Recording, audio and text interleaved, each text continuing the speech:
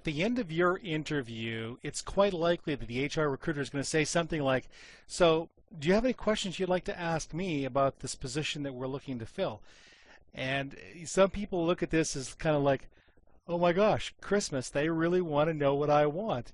And so you start thinking about, what would be the most ideal things? Well, how about a flight home? Would you guys cover my flight if I wanted to go home every 2 weeks? Do you have any camp jobs? Hey, look, I've got a wedding that I want to attend at the end of the summer. Could I go to that? I mean, would that be all right? You start placing demands with the recruiter and the company. Well, guess what? All of a sudden now the red flags go up, and they thank you very much for coming to them for the interview, and they take your resume and your cover letter, and it goes into the shredder heap.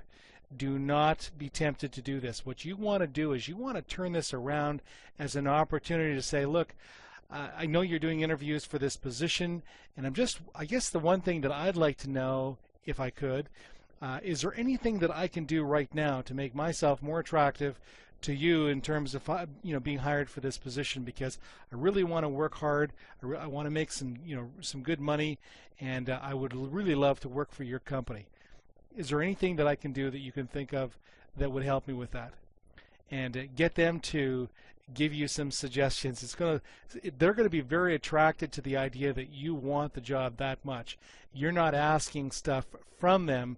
What you're asking is how can you make them, how can you serve them better? You had any advice for these guys that are listening? Because a lot of the guys are really nervous about coming up here and stuff like that. They're uncertain and stuff. What would you tell them? Well, I'll just tell them you got to put your trust in the company that you're working with. And you got to get out there yourself. You can't stay at home and send out resumes. You have to really come out here and put in the time, put in the effort, and everything will work out for the best. If you're ready to take action, click on the link below this video now.